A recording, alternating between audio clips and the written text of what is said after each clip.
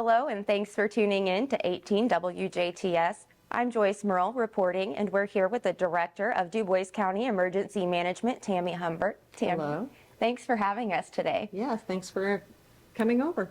Absolutely. So March 12th through the 18th is a special week in Indiana. Can you tell us a little bit more about that? Yes, it is Severe Weather Preparedness Week. So typically this is the week that we encourage everyone to get their plans dusted off and prepared for the upcoming spring weather.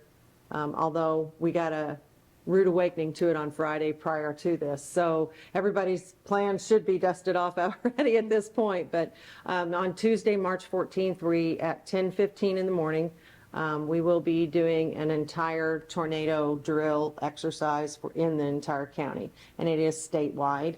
So we always follow along with what the state practices, and we will sound our sirens, and we will pull our full plan in place and encourage the schools and the nursing facilities and the hospitals and everyone else to take part in that as well.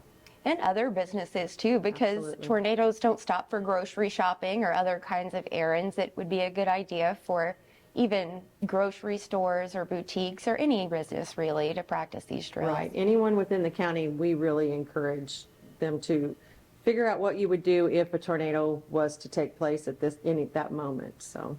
And something else to think about is emergency supplies in those situations. Correct. When the sirens go off and you're in an emergency, what kit do you grab?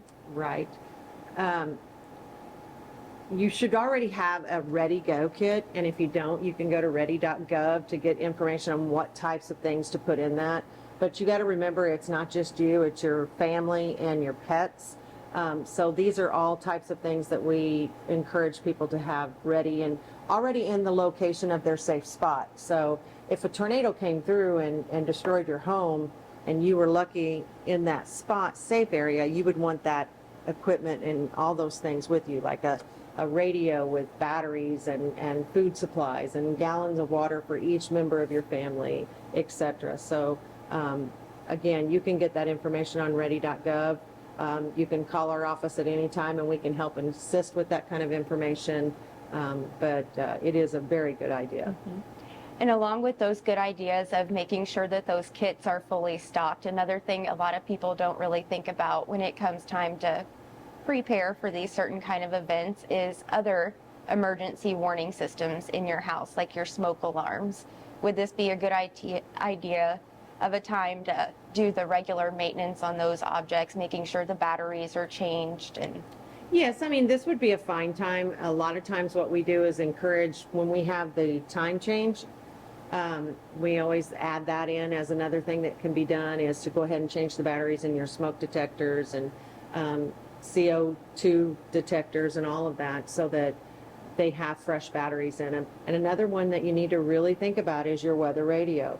We really encourage everyone to have a NOAA weather radio, and they have the batteries in there for backup for when the power goes out. So it would be really good that those batteries are fresh and not ruined in the back of your weather radio because you haven't used it for such a long time. So.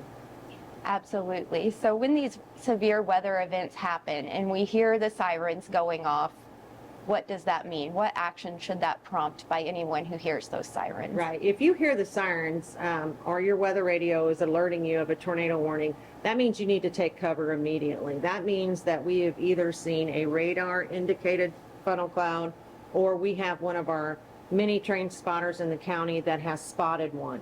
So when you hear the tornado warning, that means something serious is happening right now. And we had the perfect example of that again on March the 3rd. It was the real deal, and we did have a touchdown. So we had a touchdown, and very fortunate that Dubois County saw only minimal damage and no injuries.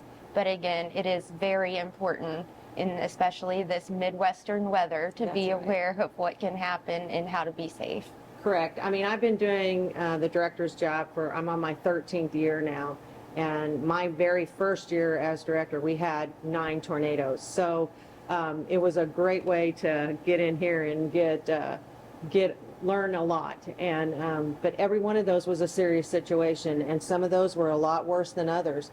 We did get by without any injuries, but still property was destroyed in a lot of different areas in the county. So then that's our job to go out and kind of do the damage assessments for that and see how bad it is and how we can determine whether it was straight line winds or a tornado. So 9 tornadoes in your first year is quite a way to hit the ground running yes, as it director. was. Boy, I'll tell you what, I was initiated very well. I know. Talk about baptism by fire. Exactly. Or tornado, rather. That's right.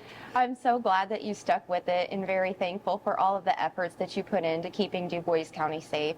Are there any other weather events or emergencies that citizens should be prepared for or think about during this time, and especially during Severe Weather Preparedness Week?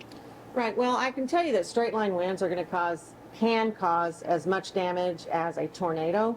So we may not actually initiate a tornado warning, but if you're hearing that we're under a high wind warning or even a wind advisory for that matter, just be vigilant of that and know that that can still bring down trees and that can still cause some major havoc. And so we just encourage everyone to pay attention to what's around their surroundings.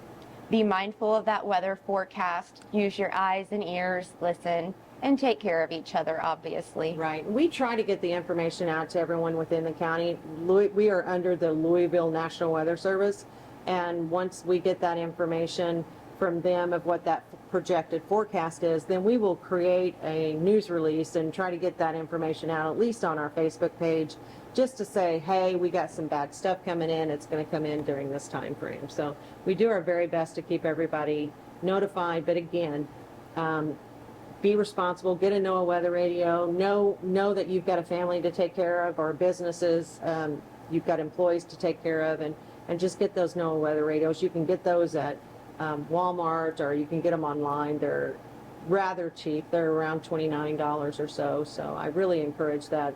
You're getting the notice just about the exact same time that our agency and dispatch is getting it. So you'll know as much as we do.